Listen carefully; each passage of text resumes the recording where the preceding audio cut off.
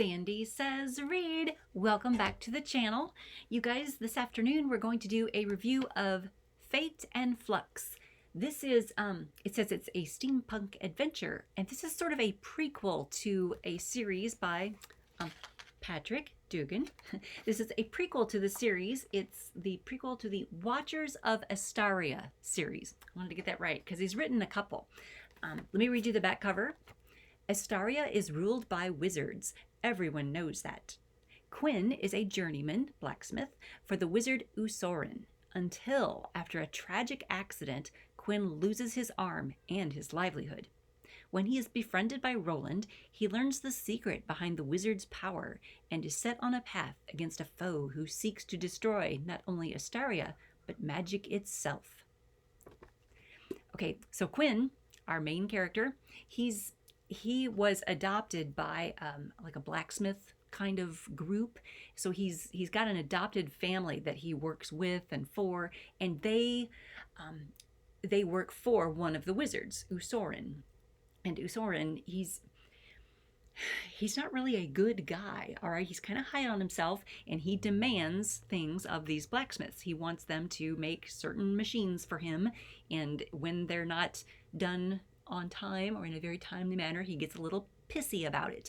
Well, they have to put together a specific machine that he wants to heat his home, and it gets done in time, but then Usorin wants it to be, I don't know, like he wants it to be better than it is, and he wants to put extra alarium into it, and when the blacksmith tells him, oh, you shouldn't do that, he does it anyway. He has his people put more alarium into it, and it explodes. When it explodes, it takes off one of Quinn's arms.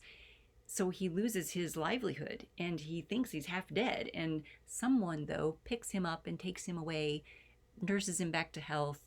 And that someone is Roland, the person we just mentioned on the back of it, Roland. And Roland's like, you know, most of your friends are dead. They assume you're dead. Let's just get you patched up, and let's find something else to do. Well, Quinn, he's kind of a whiner. Think Luke Skywalker in the first movie, right? He's kind of a whiner and doesn't think that he'll amount to anything now without his arm, and he should have just died, and blah blah blah. So Quinn has quite the journey, quite the arc to go on to get past the fact that he's got to learn a new way of living now, but he does learn a new way of living, and he gets a new arm, as you can see on the front cover here. See his it's like a prosthetic, right? It's a metal arm. It's an arm that Roland helps him build, and they use this alarium, this chemical that was in the machine.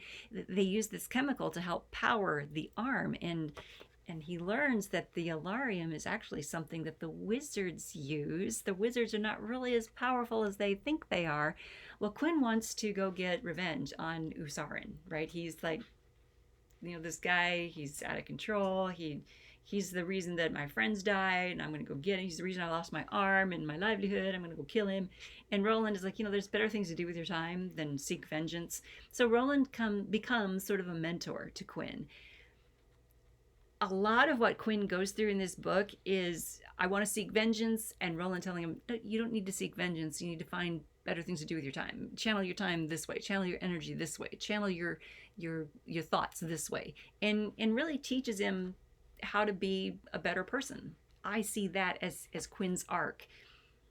A lot of other things are going on in this book too. Patrick does a good job of getting other things packed into this book. I mean, it's only 119 pages, but he gets a lot of other stuff packed into this adventure for Quinn, while Quinn goes on this arc of becoming not driven by vengeance so much as, okay, there are things that I do need to avenge, but I need to have a higher purpose in my life. And his higher purpose comes about when he's trying to help someone in the end. And I don't want to give away too much of that. I don't want to spoil this for you and say, you know, who he was helping or why he was helping them or how he ended up getting out of it. I want to tell you all those things because it's well done, it's well crafted, and he ends up all right. Sort of, kind of. Yeah, I'll say he ends up all right. But he ends up with something more than vengeance on his mind. And that's good. So Quinn ends up in a good place to set up the rest of the series. So this was a good prequel to a series. The other two books in the series, well, there's more than two books in the series, but these are the two that I have so far. I have not read them yet. I've been a little busy. There's other stuff going on. I'm going to get to them soon. So I can recommend Fate and Flux. It's only 119 pages. It's not going to take you very long to get through. And you can learn about Quinn and get set up for the rest of the series. But I think that's it.